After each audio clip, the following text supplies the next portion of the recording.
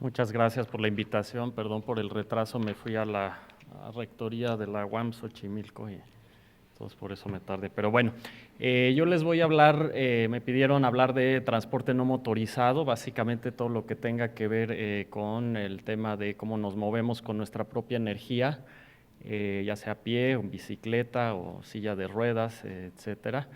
Y bueno, voy a ir rápido porque sé que ya creo que estamos un poco sobre la hora. Eh,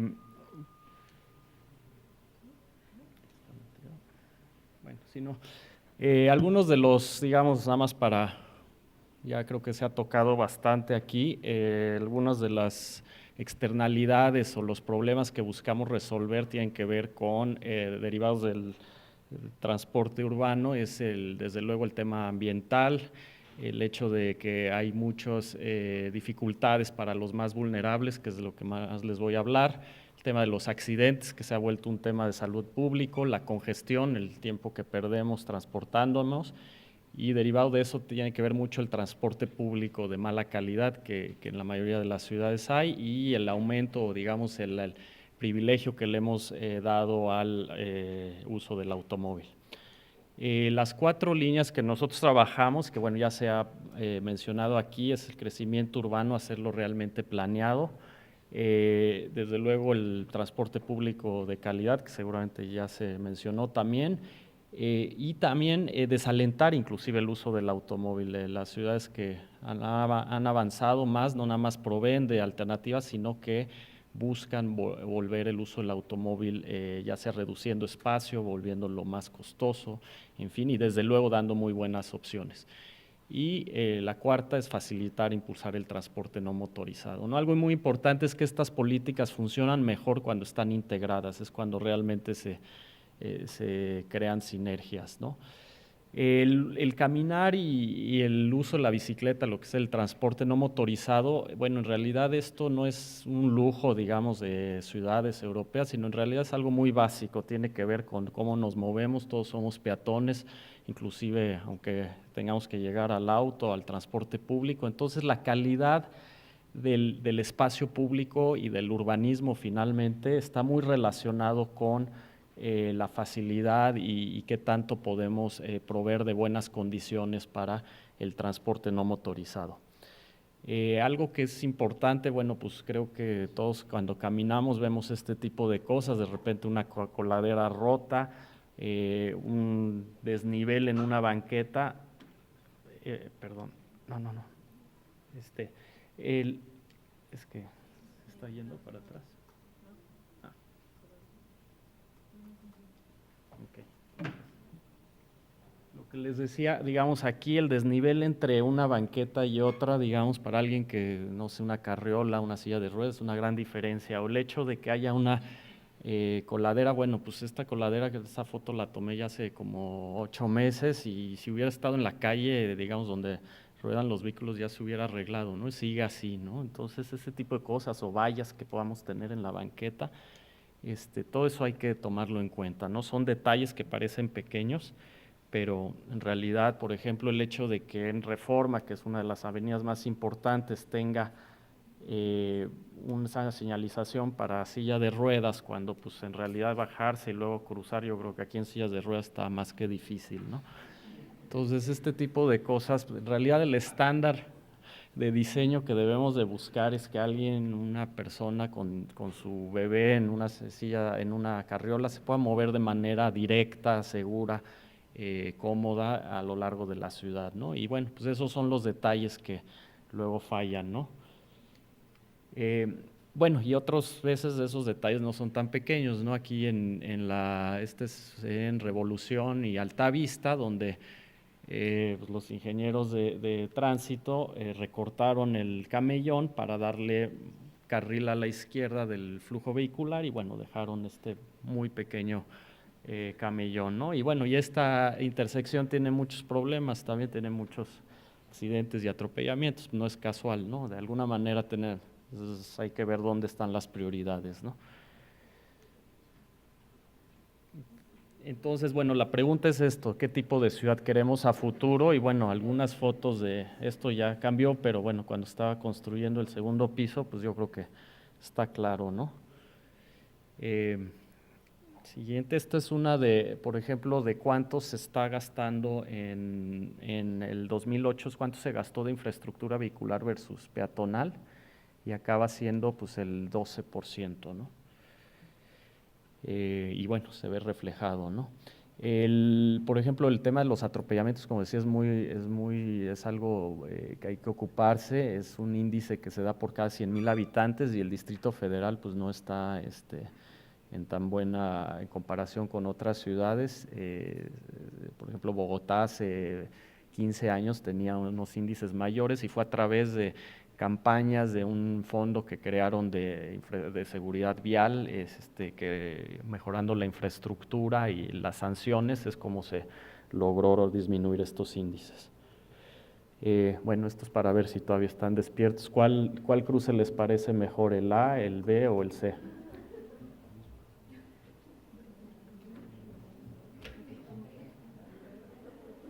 ¿Cuál les parece mejor? El B, ¿no? Si el B es el único que va directo, ¿no? Los demás te hacen dar vueltas. Esto se usa en Inglaterra, no me gusta. Y bueno, cuando hay obstáculos, cuando te hacen, no es algo bueno, ¿no?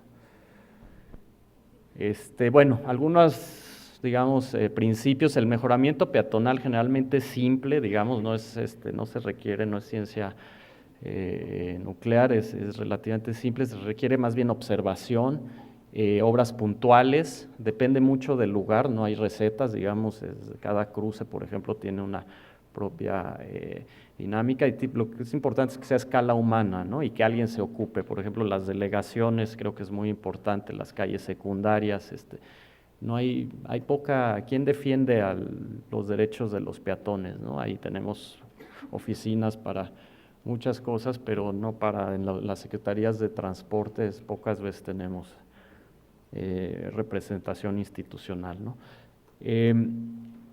Algo que también sirve es buena información. Este es un estudio que hicimos con el Instituto de Geografía de la UNAM y básicamente se veía dónde había más colisiones en las intersecciones, y bueno, vemos que a lo largo, esto era es la delegación Cuauhtémoc, a lo largo del eje central hay mucho de esto, entonces ya podemos así puntualizar las intervenciones, ¿no? Por ejemplo, un recorrido peatonal del zoológico de Chapultepec al metro Chapultepec, ¿no? Entonces sale uno del zoológico, va caminando por la avenida más bonita de la ciudad, ya cruza circuito interior, sigue caminando, y bueno, pues yo veo que la banqueta ya no acaba siendo lo que debiera ser, ¿no? Entonces, ¿quién decidió que esta banqueta, perdón, anterior, quién decidió que esta banqueta tenía que tener 30 centímetros versus los 4 metros que tiene el carril del vehículo, ¿no? Entonces, bueno, esas son las decisiones. Ya está cambiando esta parte de reforma, pero bueno, un poco absurdo, ¿no? O luego también cuando los ingenieros de transporte deciden que la gente tiene que caminar por aquí para llegar al paradero del transporte público, bueno, vemos que en realidad los peatones van a tomar la ruta más directa, más corta, ¿no? Entonces,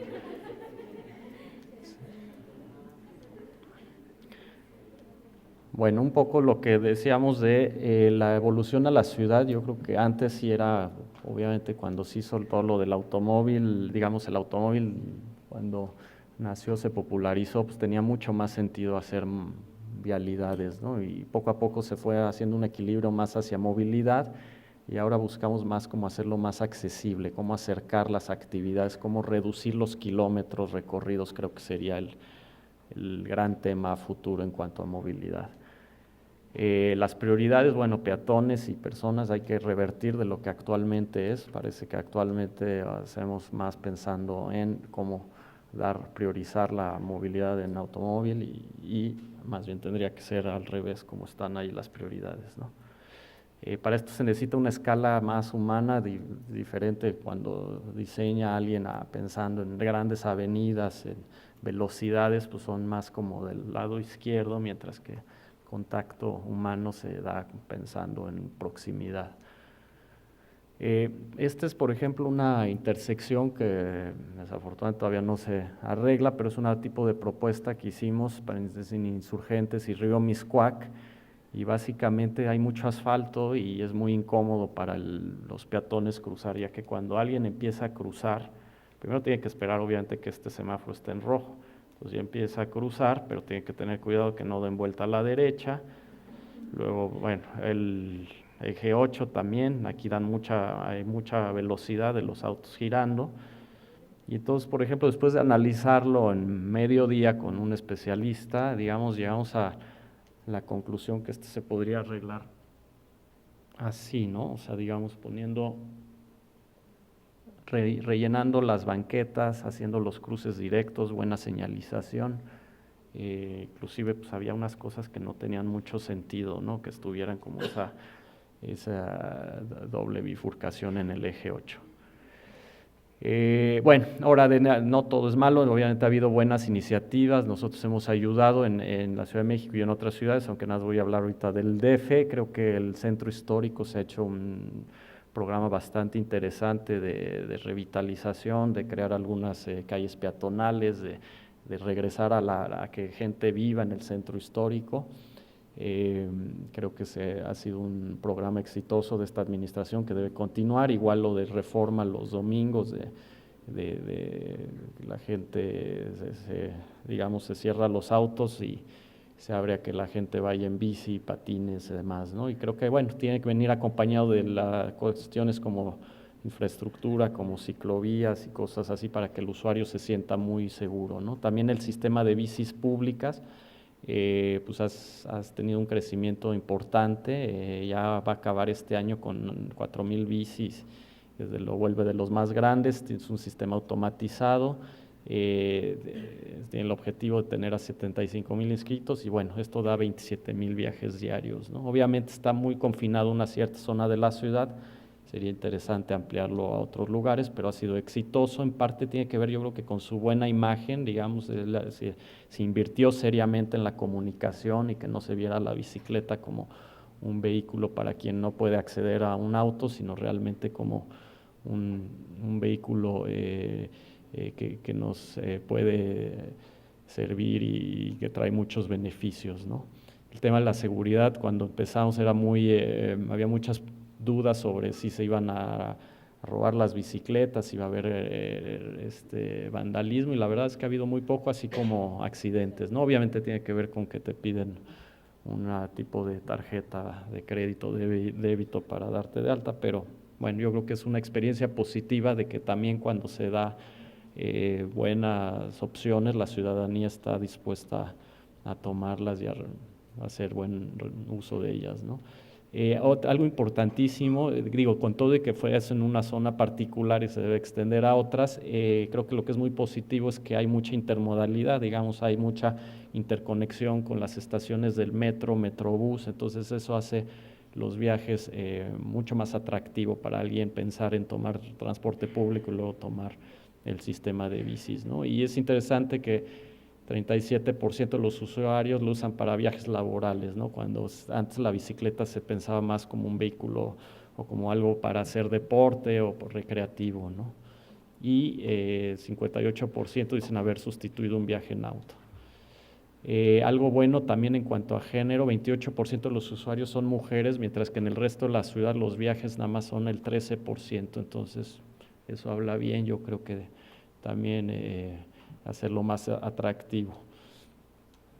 Otra cosa, un acierto yo creo que es que se ponga en lugares, no siempre, a veces si hay espacio en camellones que sean suficientemente amplios está bien, pero también, ¿por qué no empezarle a ganar un poco de espacio al auto, ¿no? Pensando que en lugar de 3 autos estacionados, ahí tenemos 20 bicicletas, ¿no? Entonces eso creo que en general nos cuesta mucho trabajo empezarle a reducir el espacio al auto para darle pie a otros modos más sustentables. Bueno, creo que aquí en la Ecobici se hizo bastante bien, ¿no? Yo creo que futuros retos, bueno, expandirse a otras zonas, la calidad y el mantenimiento tienen que mantenerse.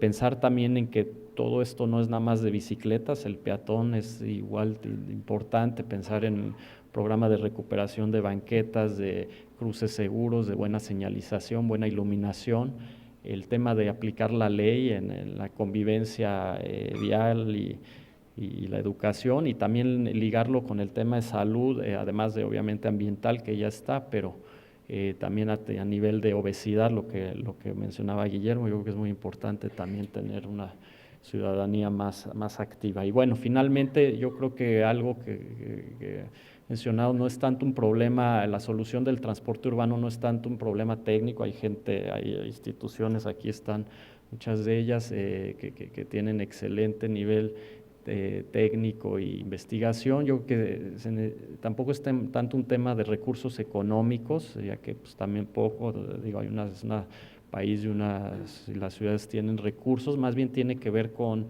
un tema de indiferencia ciudadana, de que hay que ser más participativos, pero también informándonos, y también desde luego la voluntad política, ¿no? Y bueno, con eso concluyo. Muchas gracias.